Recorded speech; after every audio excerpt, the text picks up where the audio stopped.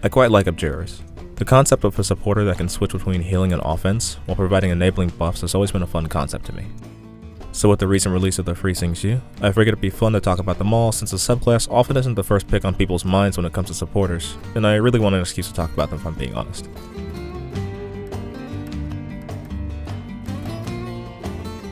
Abjurer supporters are basically a hybrid of casters and medics.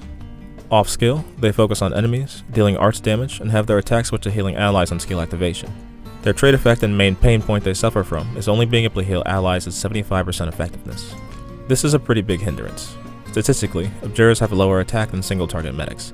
Having to wait for skill just to heal at 3/4 effectiveness on top of that feels somewhat harsh to the subclass and can make one wonder why they would even choose one in the first place over a normal healer or even a guardian. Though I think it should be said that Abjurers shouldn't be your only source of healing. More of a supplementary support to a dedicated healer so as to lighten the load through flexible support. The Abjurer X module luckily offsets this unfortunate trait and is one of those modules that's absolutely necessary to make them shine. Just for perspective's sake on where exactly the class stood originally without it, I wanted to mention their performance at their base level. Naturally though, an Abjurer's reduced healing and healing downtime is meant to be countered by their talent. All Abjurers grant different amounts of Sanctuary at different HP thresholds, with the exception of Xingzhu. More on that later. Sanctuary is a simple buff that reduces physical and arts damage by the listed percentage. It doesn't stack and only factors in the strongest effect of its type. This buff is intended to be the subclass's main draw. So after going over what makes them tick on a basic level, let's take a more in-depth look at each one. Will the land shake with fury, or display her mercy? We'll start with Quercus since she's one of the more well-known Abjurers. Quercus's talent provides 14% Sanctuary to any operator above 70% HP. This is one of the reasons why Quercus ends up being preferred over Tsukinogi and non-colored deer. Starting off any map, you immediately benefit from her talent in most situations, as operators generally start at full health, ignoring things like Sufferings and Injury Trigger, or Utage's Ascending Strike. With a skill 1 that can last indefinitely, Quercus is an easy Abjurer to use. You essentially only have to deal with the downtime and healing once, and then you can just set and forget it. She gets an additional 40% attack for a solid 690. And benefits greatly from Abjurers' 1.6 second attack interval, allowing her to get off more actions than you'd be seeing from single target medics. Keeping operators constantly healthy pairs perfectly with their Sanctuary threshold of greater than 70% HP, and only gets better with Module at greater than 60%.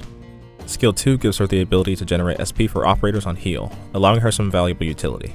At Mastery 3, she gets an additional 60 attack speed, which gets her attack interval down to a second for 17 seconds. It can work especially well with operators that are more likely than not to be needing healing like via meta, or in situations where operators are going to be taking consistent damage from enemies or otherwise. Cycling is decent at an SP cost of 25, and 17 seconds of SP generation helps to keep skills active. Besides the larger window for Sanctuary to activate with Module, Quercus also gets an additional 2% added to her Sanctuary itself, providing more to an already solid damage reduction. Quercus' simplicity and efficient, and most importantly unlimited healing, easily put her on the upper end of the subclass since she can actually just play full-time medic with added damage reduction for those in her range for just existing. And should the player choose to forego skill 1, they receive a fair trade in the form of SP generation, along with healing from skill 2. I will not fall short of your expectations. Tsukinogi next. Certainly not the most popular Abjurer out there, and it does make sense when you look into her kit. For one, her talent doesn't grant her 18% Sanctuary to operators until they fall below 40% HP, which is somewhere you don't want most operators to be in the first place. And then there's her skills. At Mastery 3, Skill 1 grants 35% physical and arts dodge to allies within range, and reveals invisible enemies. While a little healing is always nice, 35% isn't the highest chance to evade attacks, and as with any chance-based effect, it only needs to fail a few times to end up not quite pulling its weight. It's certainly best used synergistically, say with operators like Croissant or Feeder, and to get the most out of its uptime.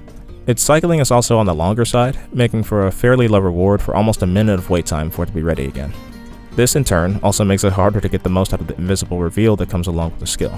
You'll get an okay 35 seconds of it before it's gone for another 50. In most situations where operators will reveal capabilities exist that are much easier to use, either because the effects are always active or have a lower cooldown, it's fairly difficult to justify skill 1. For skill 2 and Mastery 3, Tsukinogi stops attacking. Her Sanctuary threshold rises from below 40% HP to below 60%, and Sanctuary gets 2.3 times stronger.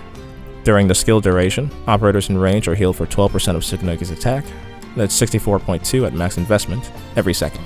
With Module, Tsukinogi grants about 50% Sanctuary for a much larger HP window, keeping any affected operators under its effect while she gives everyone an area of effect heal to patch them up. The greatest benefit that this skill provides is a short-lived Sanctuary boost. The damage reduction gives other healers time to stabilize operators in higher stress situations, lightening the load just enough in burst damage incidents to keep operators alive. Because of its slow charge, low reward nature, it can be somewhat cumbersome to use depending on the situation. It's best to use where heavy instances of damage won't be too frequent to give her time to work. It should also be said that Skill 2 doesn't benefit from module aside from the boost in Tsukinogi's attack stat. Since it's only shaving a percent of her attack and using that as a base for healing, the only thing that changes while using Skill 2 is getting a bit of a bigger number due to module's attack stat boost. Kind of unfortunate. On the other hand, it does have the ability to heal enemy guards like Reapers and Solo Blades, as well as allied summons. Can make for some fairly fun situations. I couldn't really find a place to mention this naturally, but her level 3 module does provide an additional 8% defense to those in her Sanctuary range, so there's that for just a tiny bit more survivability. I imagine Tsukinogi was made the way she was to justify her Sanctuary's rather low threshold. As Tsukinogi charges skill, she assists lane holders with minor arch damage while they take damage over the course of the map. Around the time it's ready, units have taken a fair amount of damage and are benefiting from her Sanctuary. When needed, she uses her skill and theoretically provides dodge as a damage mitigation measure while she heals with skill 1, or in the case of skill 2, raises Sanctuary's threshold to reduce taken damage while she provides smaller, steady heals over time. I know this makes me sound fairly negative on the operator, but I do enjoy Tsukinogi. There are just rough flaws there that are hard to ignore. 以心为宗，尽照万法。 Non-colored deer is in a fairly similar boat as Tsukinogi, but she's got a few things that set the two apart. Her talent has the same threshold for activation as Tsukinogi's at less than 40% HP at base. However, her module makes much more of an impact at level 3, changing this to less than 60%, making Sanctuary from non-colored deer a little more realistic. Skill 1 is very simple, additional 60% attack for 25 seconds. Moving on. Skill 2 is what you'd be using. At Mastery 3, non-colored deer gains 50 attack speed and 70% range physical resist. Her Sanctuary threshold increases to 100%, giving operators with any damage on them 26% Sanctuary and providing them healing for 20 seconds. The range physical resist is certainly a choice considering you generally aren't, shouldn't be, deploying a subclass like Abjurers to even be in the position to start taking physical hits, but it's fun that it's there. The on-demand damage reduction and fast healing is great to have when it's up, and while it's still on the higher end at a cost of 40 SP for 20 seconds, the healing granted here feels substantial, enough for it to be a bit easier to contend with. Non-colored deer is fine. Pretty much the most inoffensive the subclass can get. I'm a physician, but also a member of the squad. Let's go. Silence the Paradigmatic is next up, and our second welfare operator of the 5. She's certainly not in the same position as Tsukinogi and non-colored deer, but I'd still like to talk about her. Being a 6-star, she of course has 2 talents. Talent 1 grants all in range a base amount of 10% Sanctuary, increasing to a maximum of 24% at less than 30% HP. Talent 2 begins healing operators in range that fall below 50% HP by 6% of Silence Alter's attack. Ryan Lab operators get double this effect. This talent is updated by her module to increase the regeneration she grants to be proportional to 70% of her attack, while also giving a 10% max HP boost to operators in her range. Being able to provide Sanctuary to all operators in range regardless of HP is a capability that sets Silence Alter apart from everyone else in the subclass. Even better that it gets stronger the lower an operator's HP gets. Skill 1 is very simple, additional 80% attack for 25 seconds. Moving on. Skill 2 grants Silence Alter an additional 60 attack speed and the ability to deploy a drone. The drone supplies triple the amount of Talent 1 for a minimum of 30% and a maximum of 72% Sanctuary. It's incredibly short, only lasting 12 seconds, but for the potential emergency damage reduction it's able to offer, I'd say it makes sense that it is. With an SP cost of 24, it doesn't take too long to come back either. A straightforward and strong Skill 2. Skill 3 is the most impactful of her skills. Lasting for a full minute, Silence Alter gets 30% attack and multiplies her Sanctuary by 1.8. Once per activation, she prevents an operator from dying, keeping them from dropping below 1 HP for 10 seconds. It can be used twice within a battle. Being able to be manually deactivated grants a lot of control to the player in how they want to play around the skill. And for only 30 SP, it can be prepared again without too much waiting. Silence Alter also has access to Abjurers' Y module. This module doesn't do away with the 75% healing limitation, but does allow her to attack 2 enemies or heal 2 allies at once, off or on skill respectively. Furthermore, when an operator's HP goes below 50%, they will receive a barrier equal to 50% of Silence Alter's max HP once. This effect goes double for Ryan Lab operators. This module isn't available on global servers currently, so I can't speak from hands-on experience, but I don't think this sounds terrible on paper. Depending on the situation, multi-target healing can be preferred, and the 75% reduction is easier to accept when it's going to multiple operators. I imagine it also makes the lower arch damage dealt to enemies feel fairer, since Silence Alter won't just be locked to one target. The change that Talent 2 gets gives operators a more immediate means of survival, in the form of a barrier versus the increased passive healing they receive under her X module. I'm interested to see how it'll feel to use in a few months. My ink and pen may never rest, my stack of papers put to test. Rounding out the lineup is our most recent welfare, and there are a lot of those, Xingzhu. Xingzhu is probably the most unique iteration of an Abjurer we have currently. Her sanctuary is applied to at most 2 allies besides herself for 12%.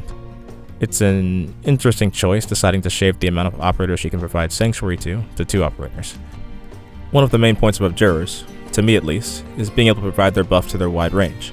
Limiting that to 2 operators at a time feels counterintuitive. I'd much rather put up with HP thresholds if it means everyone in range can benefit. On the bright side though, it is an unconditional 12% damage reduction for Xingzhu simply existing. Another issue though with this version of Sanctuary talent is that it seems to be able to be consumed in a way when Xingzhu is deployed, or the first 2 operators within her range are.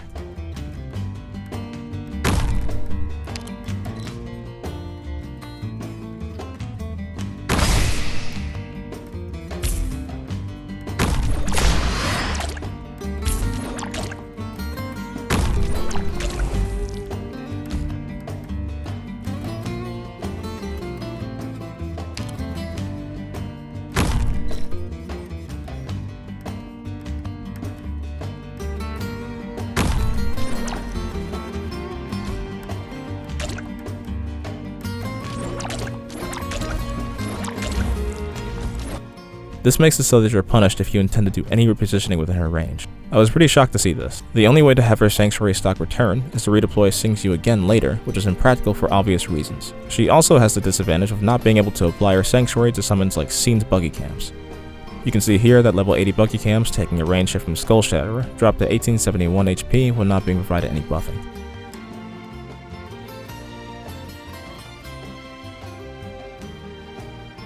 Under Quercus' talent, they dropped to 1894 instead, thanks to the 16% damage reduction. Using Xingzhu, we get nothing. The Buggy Cams take the same amount of damage here that they would without any buffs. This is baffling to me. Not only does Xingzhu have a limited number of allies she can assist, but the types of allies she can assist is cut by the way her talent works. It really makes me wish she just had a talent more in line with other Abjurers. This one is unnecessarily stifling and feels a little unfair to put up with. Moving on, Skill 1 is an immediate heal that no other Abjurer can claim to have. At Mastery 3, allies in Xingzhu's range are healed for 330% of her attack in an instant for 1693 HP at maximum investment. Nothing to sneeze at. She can put this out for an SP cost of 10, so downtime is super minimal. It's like having Pure Stream with a faster skill cycle for a little less strength. This also makes it so that she doesn't have to put away her offense to play healer at all. Very satisfying. Skill 2 is much harder to sell. Xingzhu gets an additional 50 attack speed, heals an additional target, and restores HP of targets of her talent equal to 20% of her attack every second for 30 seconds. Skill itself is alright. It's a solid emergency heal that at best is healing 4 targets, 2 passively and another 2 actively. The issue here is the fact that this skill costs 75 SP. That's 1 minute and 15 seconds of waiting for a ridiculous amount of time to not be healing for. The fact that this ended up being the cost when Tsukinogi already goes as far as having a 50 and 48 second cooldown for skill 1 and skill 2 is insane to me. There aren't that many healing skills with that kind of cost, and those that do generally have more return on investment and are from operators that don't have to have downtime when they're healing the way Abjurers do. It's really rough and difficult to justify choosing when there's a skill you can activate 7.5 times in the time it takes to get this skill at once on the same operator. I'm certainly not the best Arknights player, so I might be missing something, but it's just one of those skills that makes me wonder why it was assigned the way it was. The only favor her module is doing her besides allowing her to heal at full potential is increasing her Sanctuary effect to 17% over 12. With the way her talent works, however, I wouldn't say it's particularly worth it. I again don't mean to sound overly negative on the operator. While I do think her Sanctuary could have been a little nicer, her skill 1 pulls a lot of weight by itself, and she does get more out of her kit on maps where you'll be more or less keeping cornerstone operators in place. I just didn't want to completely gloss over the peculiarities in her kit. So those are Abjurers, and my milquetoast takes on them. They might not have the strongest use cases out there, and can be kind of inefficient, but I enjoy using them regardless. And with the recent live stream for CN servers, it looks like I'll be getting another soon enough, so I'm looking forward to that. If you're still here, thanks for listening. And if you have differing opinions on any of the operators here, I wouldn't mind hearing them.